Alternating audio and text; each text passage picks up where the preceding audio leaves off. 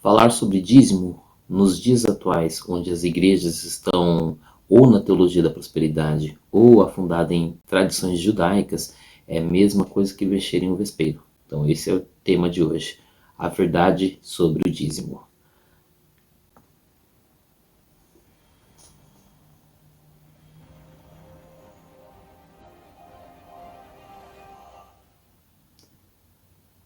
Seja bem-vindo ao canal. Hoje vamos falar sobre a verdade sobre o dízimo. E claro, se é para falar de verdade, vamos utilizar a palavra de Deus. Vamos passear um pouco nos textos bíblicos que falam a respeito sobre o dízimo. Você vai ver que alguns não são nem mencionados na sua igreja, tá ok? Então vamos lá para alguns textos aí, tá? Quando vai se falar sobre dízimo, normalmente eu sempre faço uma pergunta. O dízimo é para a igreja dos nossos dias? Há texto que menciona o dízimo como obrigatoriedade da igreja? Então vamos lá. Certamente você vai ter já algum argumento, já alguma situação você que é favorável e você que é contra, você também vai encontrar algum. Então o primeiro texto aí que eu tenho para vocês está no livro de Números, capítulo 18, que menciona a respeito, né, como no período da lei, ele é estabelecido na lei, tá? Na lei, o dízimo. Então vamos dar uma olhadinha no primeiro versículo aí do capítulo 18, versículo 21 em diante. Eis que os filhos de Levi têm dado todos os dízimos em Israel por herança, pelo serviço que prestam, o serviço da tenda da revelação. Então, os dízimos na lei era dado aos filhos de Levi. 22. Ora, nunca mais os filhos de Israel se chegaram à tenda da revelação, para que não levem sobre si o pecado e morram. Então, os levitas foram escolhidos para prestar esse serviço, para que o povo de Israel não chegasse à tenda. Então, eles ficaram incumbidos desse trabalho, e por conta disso eles não receberam herança quando entraram na terra prometida. Então, a posse deles era o trabalho e o serviço do Senhor. Então, 23. Mas os levitas farão o serviço da tenda da revelação, e eles levarão sobre si a sua iniquidade. Pelas vossas gerações, estatuto perpétuo será. E no meio dos filhos de Israel não haverá nenhuma herança. Então, eles não tinham herança, não tinham posses de terra. Tá? Continuando, porque os dízimos que os filhos de Israel oferecem ao Senhor, em oferta alçada, eu os tenho dado por herança aos levitas, porque eu lhes disse que nenhuma herança teriam entre os filhos de Israel. Então eles não pegaram nenhuma posse. Disse mais o Senhor a Moisés: também falarás aos levitas e lhes dirás, quando os filhos de Israel receberdes dos dízimos, que deles vos tenho dado por herança, então desses dízimos farei ao Senhor uma oferta alçada, o dízimo dos dízimos. Tá? Então, os levitas também tinham que dar os dízimos. Eles recebiam da nação de Israel, eram alimentos, e eles também, desses dízimos, eles tinham que fazer uma oferta alçada, que era considerado o dízimo dos dízimos. Tá? Então, isso é o que há na lei. Vamos lá, continuando. Próximo texto. Isso, agora o próximo texto é em Deuteronômio 14, que é a repetição da lei, né? Toda a nação de Israel, uma boa parte dos que saíram do Egito morreram no deserto, então houve necessidade de fazer a repetição da lei, e foi repetido novamente para eles. Certamente darás os dízimos de todo o produto da tua semente, que cada ano se recolher do campo. Tá? Então vocês veem que são da plantação, do cultivo que era feito, que era dado os dízimos. Não mencionou dinheiro até então. Vamos dar uma olhadinha. 23. E perante o Senhor teu Deus, no lugar que escolher para ali fazer habitar o seu nome, comerás os dízimos do teu grão, do teu mosto e do teu azeite, e os primogênitos das tuas vacas e das tuas ovelhas, para que aprendas a temer ao Senhor teu Deus por todos os dias. Mas se o caminho te for tão comprido que não possas levar o dízimos, por estar longe de ti o lugar que o Senhor teu Deus escolher para ali pôr o seu nome, quando o Senhor teu Deus te tiver abençoado. Então, se o lugar for distante, então ele pode vender. Então vende-os e ata o dinheiro na tua mão, e vai ao lugar que o Senhor teu Deus escolher. E aquele dinheiro darás por tudo que desejares, por bois, por ovelhas, por vinho, por bebida forte, e por tudo que te pedir a tua alma. Comerás ali perante o Senhor teu Deus, e te regozijarás tu e a tua casa. Tá? Então percebam que o dízimo na lei era do fruto da terra e dos primogênitos dos animais. E eles tinham que comer diante do Senhor no lugar onde o Senhor escolheu, ou seja, no tabernáculo ou no templo em Jerusalém. Então, se alguém morasse muito longe e não pudesse, os dízimos fosse muito, ele poderia vender e com esse dinheiro ele iria com esse dinheiro comprar tudo o que ele quisesse e para comer diante do Senhor, para ser entregue aos levitas, e ali eles faziam uma vez ao ano, tá? Então, lá, versículo 27. Mas não desampararás o levita que está dentro das tuas portas, não, pois não tem parte nem herança contigo. Então, não era para desamparar o levita. Ele não tem terras. Ele presta os serviços ao Senhor. Tá? Ao fim de cada terceiro ano, levarás todos os dízimos da tua colheita do mesmo ano, e os depositarás dentro das tuas portas. Então, a cada 3 anos, vai ser levado nas suas portas. Por que será? Vamos lá dar uma olhadinha no texto seguinte.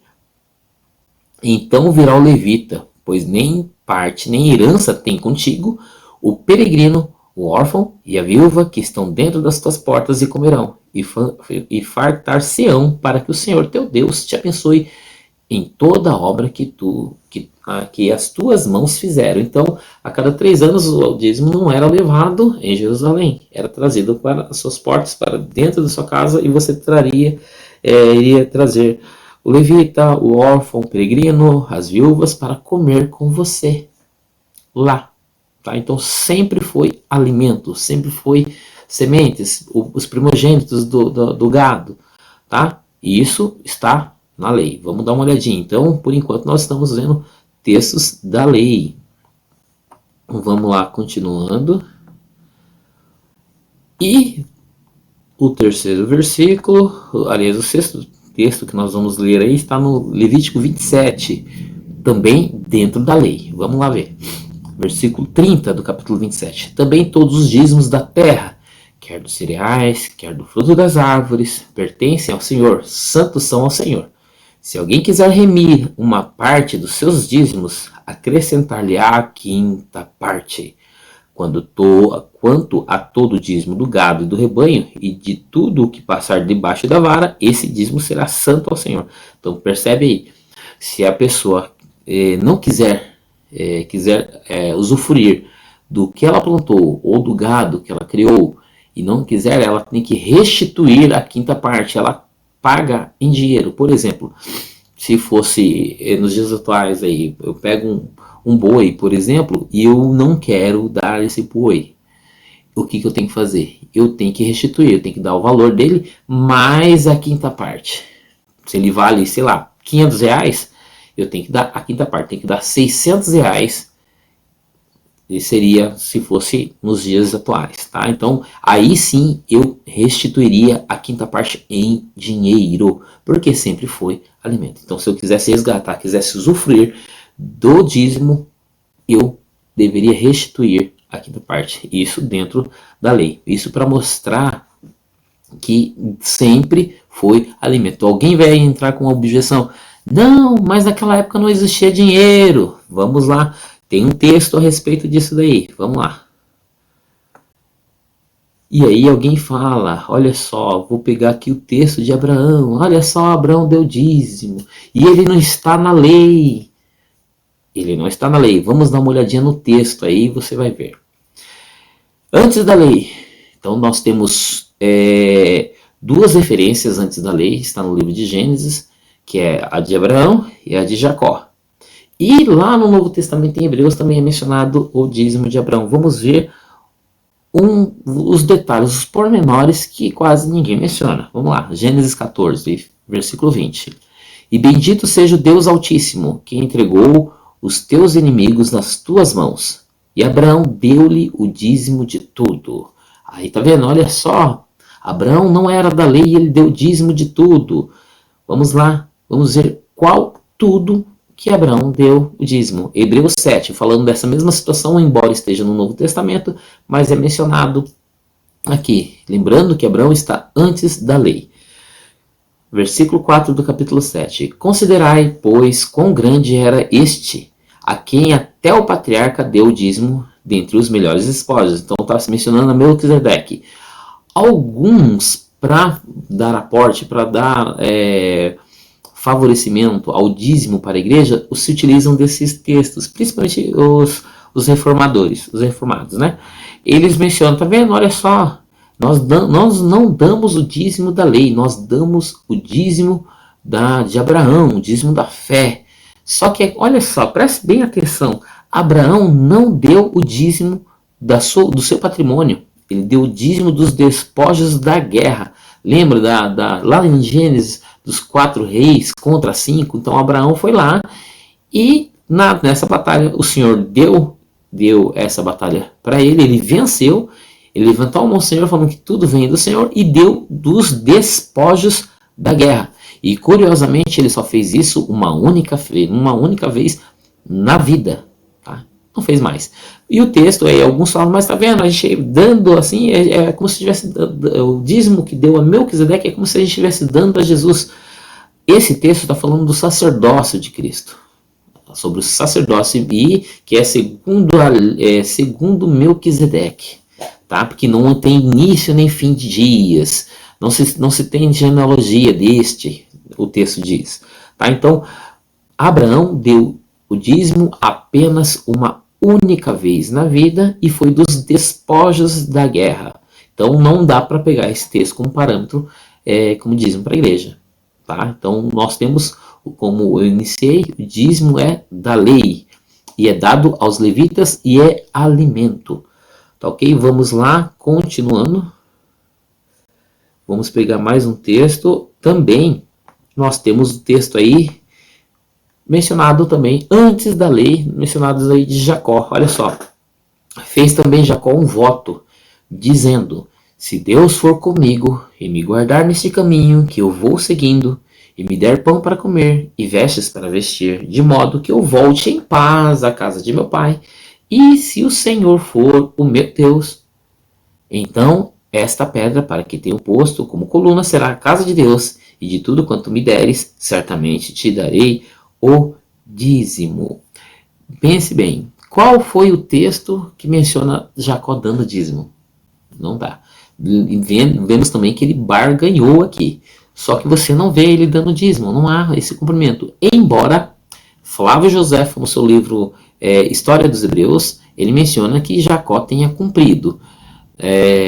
Os fariseus também, no Talmud, mencionam aí que Jacó tenha dado esse dízimo aí que ele menciona. Mas aqui do texto bíblico não menciona ele dando o dízimo aqui, tá? Então ele barganhou aqui, e isso são só essas duas referências aí anteriores à lei que faz a respeito do dízimo. Abraão, que deu apenas uma única vez na vida dos despojos da guerra, e Jacó, que fez aí essa promessa e não se sabe se ele cumpriu ou não se sabe, tá ok? E mesmo assim não é mencionado mais nada na lei, antes da lei, somente dentro da lei. Vamos lá, para quem afinal de contas ia o dízimo. E computar-se-á a vossa oferta alçada como o grão da eira, e como a plenitude do lagar. Assim fareis ao Senhor uma oferta alçada de todos os vossos dízimos que receberdes dos filhos de Israel. E desses dízimos darei a oferta alçada do Senhor a Arão, o sacerdote. De todas as dádivas que vos forem feitas, oferecereis do melhor delas toda a oferta alçada do Senhor, a sua santa parte. Então, a oferta era dada ao sacerdote, tá ok? Era o responsável, porque eles não, o sacerdote era da linhagem de Arão, e os levitas, né, das outras descendências de Levi, tá? Então tinha uma situação, eles não tinham herança, não tinham como plantar, não tinham como cultivar, então eles tratavam apenas da obra da tenda do tabernáculo e posteriormente do templo. Então eles tinham que receber os dízimos. Se você for analisar, digamos que todo mundo ganhasse R$ 1.000 e tivesse que dar o dízimo. Todo mundo da tribo daria R$ 100. E o levita receberia de cada tribo aí R$ 100. São 12 tribos. As 12 tribos levariam. Então, o sacerdote, o levita, ficaria com 1.100, 1.200, não é? Porque tem a tribo de José, são duas, Manassés e Efraim. Então, seriam R$ 1.200. Curioso, né? Não ficaria com muito a mais e não traria enriquecimento ilícito, porque todos dariam e praticamente porque eles faziam prestação de serviço no templo, então não teria enriquecimento ilícito e eles conseguiriam ser mantidos pelos dízimos de todo Israel. Tá ok? Então, olha só, mas alguém vai falar, mas no Novo Testamento Jesus ratificou o dízimo. Realmente, Jesus estava debaixo da lei e ele ratificou o dízimo, mas olha só o que Jesus fala. Ai de vós, escribas e fariseus, hipócritas, porque dais o dízimo da hortelã, do entro e do cominho, mostrando mais uma vez que são alimentos, e tendes omitido o que há de mais importante na lei, a saber, a justiça, a misericórdia, a fé e a fé. Essas coisas, porém, devíeis fazer, sem omitir aquelas. Então, olha só, não pode omitir nada da lei. Né? Qualquer um que errar algum ponto pecou em toda a lei. Tá? Então, a lei serviu de aio apontando para Cristo, porque todos nós somos pecadores. Mas Jesus mesmo, ele ratificou porque ele estava vivendo debaixo da lei. Os dízimos dentro da lei é mencionado a partir de Levítico até Lucas. E nesse período está dentro da lei. Então Jesus ratificou o dízimo porque ele estava vivendo debaixo da lei. Mas olha só, ele menciona, não devia praticar essas coisas sem omitir aquelas. Mas é somente mencionado coisas que são da terra. O fariseu ele prezava pela lei, ele praticava. Tanto é que Jesus menciona que não devia fazer como eles fazem, mas o que eles falam, você deve fazer, não o que eles praticam. Tá ok? E isso só alguns textos, tá? Então, nós vemos o seguinte, Jesus, ele ratificou o dízimo porque estava debaixo da lei. Abraão deu o dízimo fora do período da lei, mas ele deu dos despojos.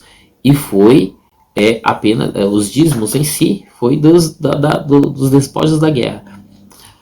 E tem um detalhe, sempre alguém menciona, mas na época não tinha dinheiro. Havia dinheiro porque o próprio Abraão, ele comprou o terreno para enterrar Sara com moedas de prata. Então havia dinheiro. Nos tempos de José havia dinheiro, tá? Porque os seus irmãos foram comprar lá no Egito com moedas, tá? Então havia dinheiro. Então não tem como você trazer uma desculpa que não tinha, porque tem que conhecer um pouquinho de fato histórico. Tá ok? Vamos lá. No Novo Testamento, Paulo fala sobre ofertas. Olha só, 2 Coríntios 8. Também, irmãos, vos fazemos conhecer a graça de Deus que foi dada às igrejas da Macedônia, como em muita prova de tribulação, a abundância do seu gozo e a sua profunda pobreza abundaram em riquezas da sua generosidade, porque dou-lhes testemunhos de que, segundo as suas posses, e ainda acima das tuas posses, deram voluntariamente. Aqui acontece algo bem curioso. Paulo escreve a Corinto, uma igreja riquíssima, uma igreja portuária, e menciona da generosidade dos macedônios. A Macedônia era um lugar muito pobre naquela época, mas mesmo da pobreza eles deram com generosidade e abençoaram Jerusalém, os irmãos que estavam em Jerusalém. Mas por que eles fizeram isso? Tem um detalhe, olha só, um dom de sabedoria de Ágapo, né? No livro de Atos, capítulo 11, olha só, versículo 28. E levantando-se um deles de nome Ágapo, dava a entender pelo Espírito que haveria uma grande fome por todo mundo, a qual ocorreu no tempo de Cláudio. Então aqui esse irmão Ágapo certamente tinha a palavra de sabedoria, que é um dom espiritual. A palavra de sabedoria. A palavra de sabedoria normalmente ela menciona algo do futuro e dá um conselho daquilo que deve ser feito. Então no versículo 29 diz o seguinte: e os discípulos resolveram mandar cada um conforme suas posses, socorro aos irmãos que haviam na Judéia. Então foi nesse contexto que depois Paulo escreveu aos Coríntios, tá? Versículo 30.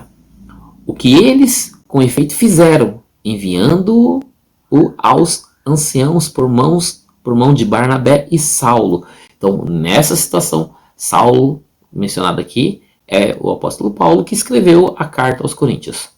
Tá, ok? Mencionando essa oferta dos irmãos da Macedônia. Tá, ok? Então, eles estavam aí, foi enviado porque, e aí eles tiveram, né, essa revelação da palavra, dessa palavra de sabedoria do irmão Ágabo, tá? Então lembre-se, palavra de sabedoria, as pessoas confundem muito hoje com profecia e tudo, mas na verdade a palavra de sabedoria, ela menciona algo do futuro e vem juntamente com o conselho. A mesma situação que aconteceu com José, interpretando o sonho de Faraó. Ele traz a palavra, ele fala algo que vai acontecer e traz um conselho, tá? Então um conselho, um auxílio para aquele momento. Então essa é a palavra de sabedoria. Mas vamos lá, ver lá o texto que é mais utilizado aí para o dízimo, certo? Malaquias 3:10. Trazei todos os dízimos à casa do tesouro. Bom, vamos lá. Se você for olhar no original, não tem casa de tesouro algum. O texto no original é armazém. O que se faz no armazém? No armazém se guarda mantimento, tá? Alimentos. Por quê? Na planta do templo havia esses armazéns na lateral. Tá, ok? Então o termo casa do tesouro é errado aqui. Você pode olhar na sua King James lá, pode olhar no original, vai estar armazém. Tá? Não há casa do tesouro. Agora, por que traduziram dessa maneira aqui, eu não sei. Realmente, eu não sei. Até dei uma piscadinha, mas não consegui encontrar. Por que colocaram trazer todos os dízimos à casa do tesouro? Porque a tradução original, e você pode pesquisar aí, né? Você e sua consciência, você pesquisa aí, você vai ver que não é casa do tesouro. Então vamos lá. Trazei todos os dízimos na casa do tesouro para que haja mantimento na minha casa. E depois fazei prova de mim, diz o Senhor dos Exércitos. Se eu não vos abrir as janelas do céu e não derramar sobre vós bênção, que dela vos advinha a maior abastança. O que sai da janela do céu? Chuva. Chuva para quê? Para plantio, para plantação. Deus iria abençoar o plantio, a plantação dos israelitas, dos judeus. Tá ok? Também por amor de vós reprovarei o devorador. Devorador aqui não é demônio, é um tipo de gafanhoto, tá? Então por quê? O que o gafanhoto come? Plantação. E ele não destruirá os frutos da vossa terra, nem a vossa vide no campo lançará o seu fruto antes do tempo, diz o Senhor dos Exércitos. E todas as nações os chamarão bem-aventurados, porque vós sereis uma terra deleitosa. O que se planta na terra, gente? Diz o Senhor dos Exércitos. Então, aqui é mais um texto que mostra que o dízimo nunca foi dinheiro. Tá bom? Vamos lá. E aí, como eu mencionei, na planta do templo, nós temos aí a planta do templo, nós temos essa parte lateral aí que são os armazéns, tá? Então, nós temos aí uma legendinha aí, o A de altar, nós temos o altar do incenso, nós temos aí a mesa da preposição dentro do lugar santo e tem o santo dos santos. E na lateral foram construídas armazém para estocagem, para estocar aí o que era trazido dos dízimos, tá ok? E ainda mesmo assim o sacerdote dava o dízimo, então não poderia faltar alimento na casa do Senhor, tá ok? Para o funcionamento da própria casa, tá ok? Que era o templo. E aí vamos ver aí os primeiros cristãos, como era o praticar dos primeiros cristãos, porque eles são os que estavam mais próximos aí da verdade bíblica. Então vamos lá, Atos 2, versículo 44. Todos os que criam estavam unidos e tinham tudo em comum. 45. E vendiam suas propriedades e bens e repartiam por todos, segundo a necessidade de cada um. Então, pensa bem, todos os que criam, só que cria, né? Estavam unidos e tinham tudo em comum, tudo. E quem tinha propriedade, o que eles faziam? Ele não dava 10%, não. Quem tinha, tá lá, eu tenho minha casa, tenho umas propriedades dele lá, e vendia e dividia, repartiam tudo com todos, repartiam tudo, não dava. Então, quando você entrega a vida para Jesus, você entrega tudo, não entrega 10%, tá? Eu entregava tudo, só que tem um detalhe. Olha só, presta atenção. E preservando unânimes todos os dias no templo, e partindo pão de casa em casa, comiam com alegria e singeleza de coração. Então, eles estavam reunidos no templo e dividiam entre todos, e eles não estavam levando dízimo, eles estavam dividindo, eles colocavam aos pés dos apóstolos para que fosse feita a divisão. Segundo, o versículo 45 no finalzinho, segundo a necessidade de cada um. Então, a pessoa entregou a vida para Deus, ela vai se incomodar, vai se preocupar com o seu irmão. E segundo a necessidade, ele vai ajudar. Ele vai dar, né, vai estabelecer data para que seja entregue e levar, na expectativa de ser abençoado. Porque não tem nenhum texto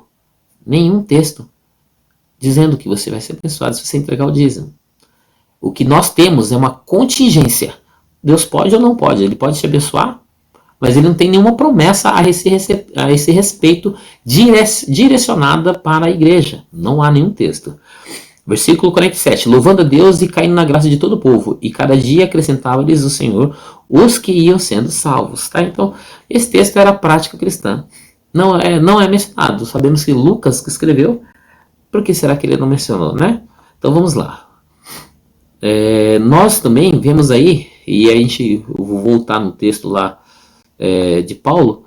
Por que será que Paulo não menciona sobre isso? Não tem nenhuma referência, como eu mencionei. Os textos que falam a respeito do dízimo e estão debaixo da lei, e são de Levítico até Lucas, sempre debaixo da lei. E os que estão fora da lei, somente só a situação de Abraão e Jacó.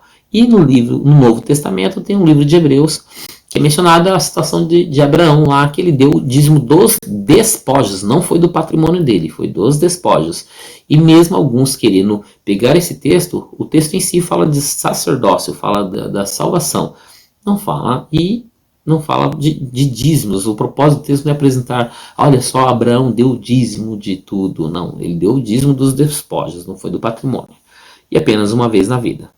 E aí vocês veem que os textos, você vê que o dízimo era anual, a cada 3 anos não se levava no templo, se colocava nas suas portas e atendia os órfãos, as viúvas, os levitas, os imigrantes, tá, que vinham, né? No momento de palavra de sabedoria de Ágabo, você vê que na hora da dificuldade que porventura viria a Judéia, eles falavam, gente, vamos juntar os dízimos aqui, vamos dar para lá. Não. Juntou de acordo com o que propôs o coração. Olha só, segundo versículo 29, cada um conforme as suas posses. Não há texto mencionando sobre isso.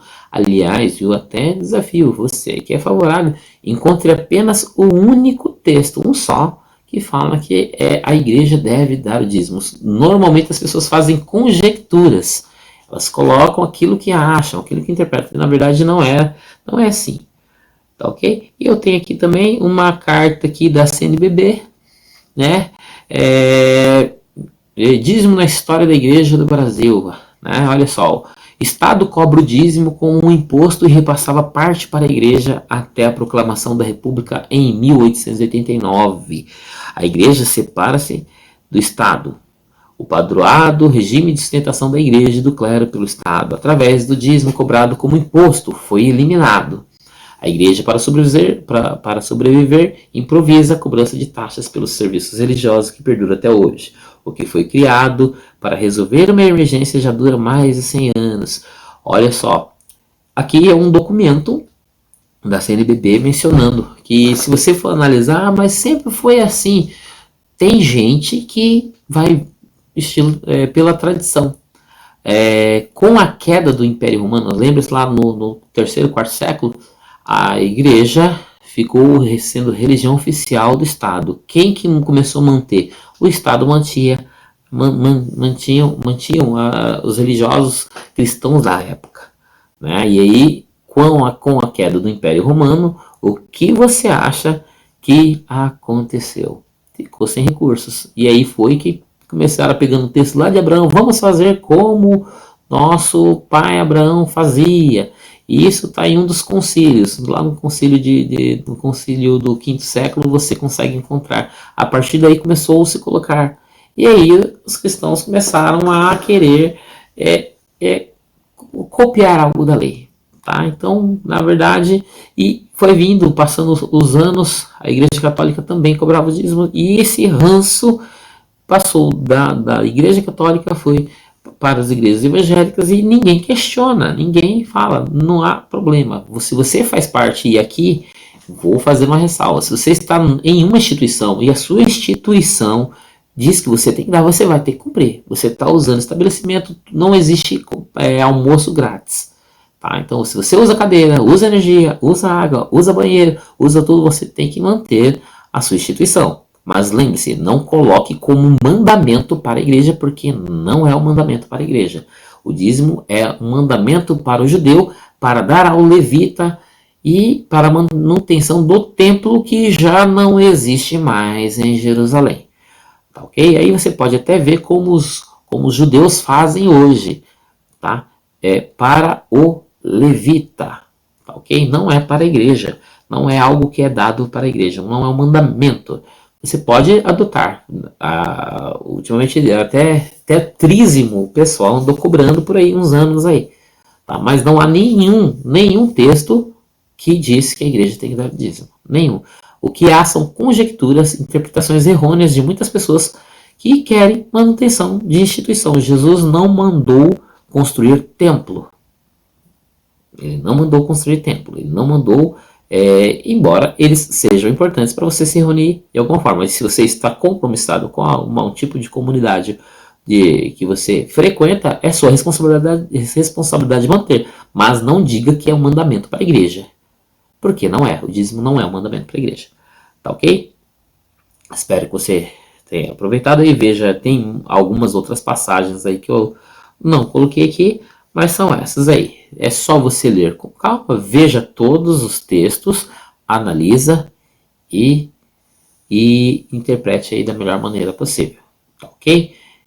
Sempre levando em consideração o que é literal. Você leva em consideração as figuras de linguagem que há em todo o texto, porque esse é um dos maiores problemas que nós temos no nosso Brasil.